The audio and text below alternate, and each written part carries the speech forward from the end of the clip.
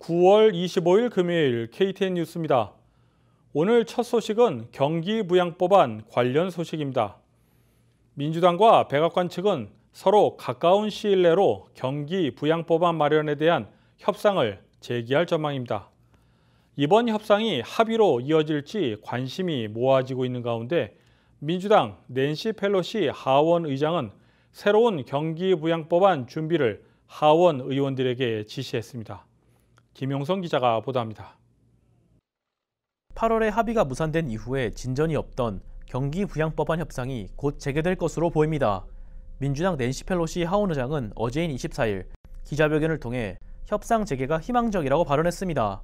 We'll be hopefully soon to the table with them, but very soon showing you where our money would be spent. 더 힐에 따르면 스티브 무누신 연방 재무장관 또한 상원 청문회에 참석해 최근 며칠간 펠로시 의장과 경기부양법안에 대해서 15번에서 20번 대화를 나눴고 협상을 다시 재개하는 것에 동의했다고 밝혔습니다. 펠로시 의장은 민주당 하원 의원들에게 2.4조 달러 규모의 경기부양법안을 준비할 것을 지시했습니다. 아직 자세한 내용은 공개되지 않았지만 새로운 하원 법안의 예산 규모는 2.4조 달러로 예상되며 경기부양현금, 연방실업수당, 임금보장 프로그램 PPP, 항공사 지원 등에 대한 내용이 포함될 것으로 전해졌습니다. 하지만 법안에 대한 협상 재개가 합의로 이어질지는 아직 불투명합니다. 지금까지 경기부양법안으로 히어로즈법, 힐즈법, 공화당 소규모 법안, 하원 프로그램 솔버 코커스의 법안 등 다양한 법안들이 발표되었지만 합의에 도달한 법안은 없었습니다. 법안의 총 예산 규모와 주정부 지원 액수에서 양측의 의견 차이가 컸습니다. 무누신 재무장관은 서로가 합의에 도달한 부분에 대해서는 따로 법안을 통과시키는 것을 희망하고 있지만 significant bipartisan support for legislation that supports kids and jobs. And yes, I think that would be very meaningful for the economy broadly and for those most impacted as a result of COVID. 민주당 지도부에서는 반대하고 있습니다. KTN 뉴스 김용성입니다. 트럼프 대통령이 내일인 26일 오후 고 긴즈버그 대법관 후임 자리를 놓고 신임 연방 대법관 지명자를 발표할 것이라고 예고했습니다. 유력한 지명자 후보로는 에이미 코니 바레트 제7연방 항소법원 판사와 바바라 라구아 제11일 연방 항소법원 판사가 하마평에 오르고 있습니다. 연방 대법관 임명은 대통령이 후보자를 지명한 후 연방 상원 법사위원회에서 인준조사와 인사청문회 절차 등을 진행합니다. 그 후 상원 본회의에서 최종 심의를 하고 표결을 거치게 되며 제적의원 100명 가운데 과반수 이상이 찬성하면 인준이 확정됩니다. 공화당의 미치 매코넬 상원 원내대표는 신임 연방 대법관 지명자에 대한 청문회부터 상원 전체회의 최종 인준 표결까지 11월 3일 선거일 이전에 모두 마친다는 전략입니다. 또한 공화당 상원 의원들의 이탈표를 막고 민주당 의원들의 저지를 어떻게 극복할지도 관심이 모아지고 있습니다. 조지아 양호교사협회는 조지아 공립학교의 39%만 양호교사가 근무하고 있다고 밝혔습니다. 조지아 양호교사협회의 유로리컴 회장은 학교 4곳 중 한 곳은 양호교사가 없으며 또 다른 35%는 파트타임 양호교사가 여러 학교를 관리하는 실정이라고 덧붙였습니다. 이 같은 양호교사 부족 현상은 학생과 교직원의 건강을 위협할 수 있다고 덧붙였습니다. 양호교사 부족 현상 이유에 대해서는 학교들이 예산이 줄면서 가장 먼저 양호교사를 감축했기 때문이라고 지적했습니다. 한편 연방통제예방센터 CDC는 학생 750명당 양호교사 1명을 두는 것을 권고하고 있습니다.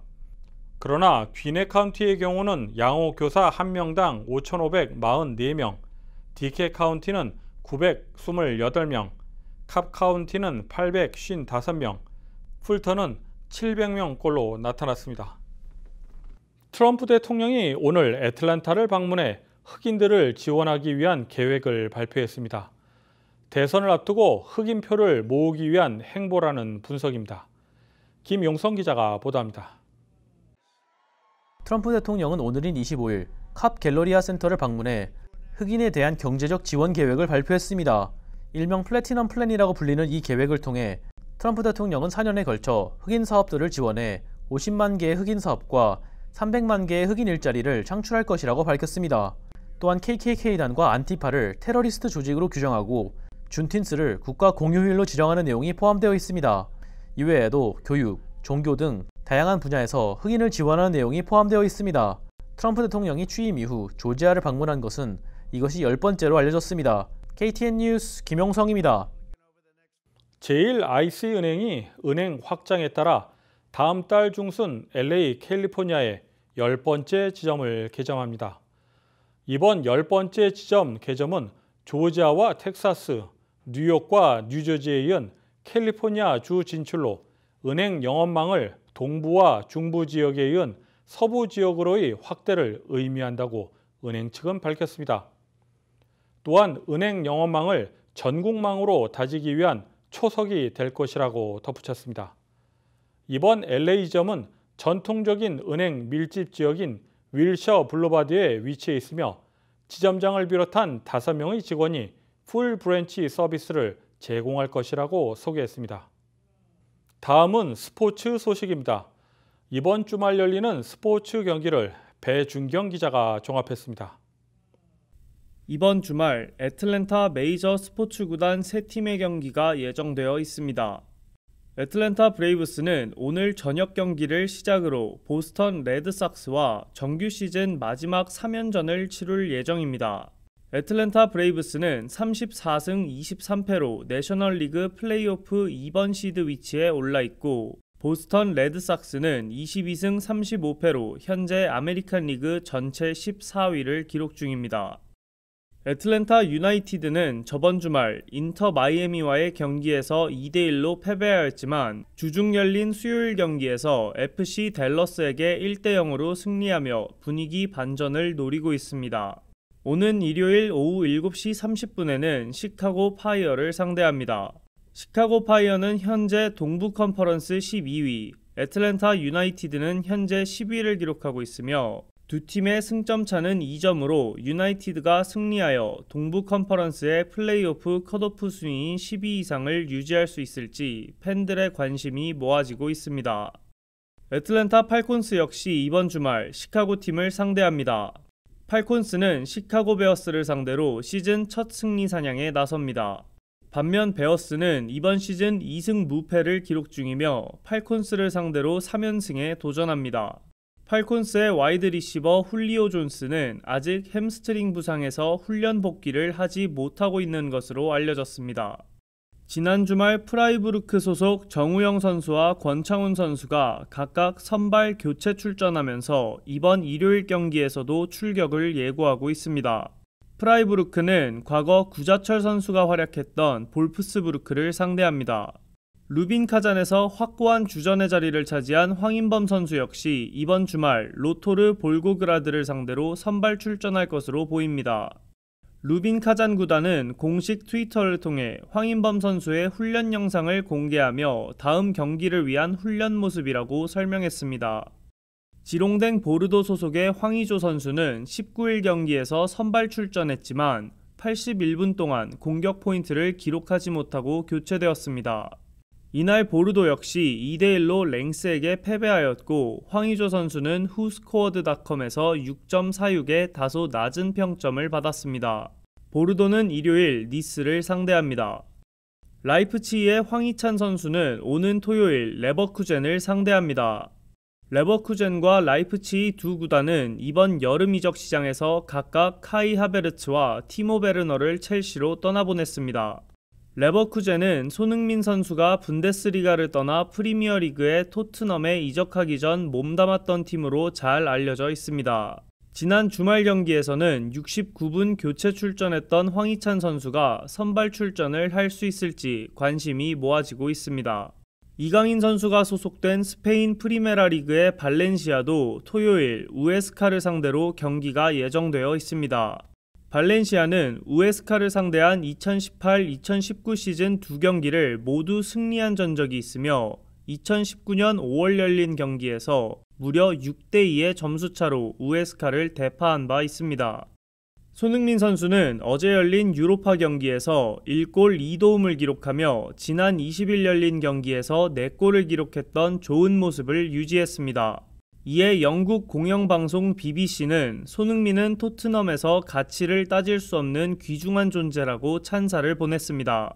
이번 주말에는 뉴캐슬 유나이티드를 상대로 프리미어리그 경기를 치룰 예정입니다. KTN 뉴스 배준경입니다.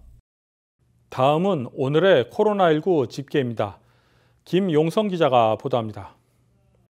오늘인 25일 오후 3시 40분 기준 미국 내 코로나19 누적 확진 환자는 721만 1,558명, 누적 사망자는 20만 8,021명입니다. 어제 하루 동안 신규 확진 환자는 4만 5,355명 늘었고 신규 사망자는 943명 증가했습니다. 주별 누적 확진 환자는 캘리포니아, 텍사스, 플로리다, 뉴욕, 조지아 순으로 많습니다. 주별 누적 사망자는 뉴욕, 뉴저지, 텍사스, 캘리포니아, 플로리다 순으로 많습니다. 다음은 조지아주 코로나19 현황입니다. 주 보건당국의 25일 오후 2시 50분 집계에 따르면 조지아주의 누적 확진 환자는 31만 2,514명, 누적 사망자는 6,874명으로 집계됐습니다. 어제 하루 동안 신규 확진 환자 1,547명 증가했고 신규 사망자는 53명 증가했습니다. 다음은 카운티별 집계입니다. 풀턴 카운티 누적 확진 환자 27,389명, 누적 사망자는 571명입니다. 균액 카운티 누적 확진 환자 27,187명, 누적 사망자는 401명입니다. 캅 카운티 누적 확진 환자 19,430명, 누적 사망자는 425명입니다. KTN 뉴스 김용성입니다. KTN 방송국은 내일 놀크로스로 사옥을 이전합니다. 따라서 KTN 뉴스도 다음 주 월요일부터는 놀크로스 사옥의 새로운 스튜디오에서 뉴스를 진행할 예정입니다. 이상으로 9월 25일 KTN 뉴스를 모두 마칩니다. 이번 한 주간도 수고하셨습니다. 시청해주신 여러분 고맙습니다.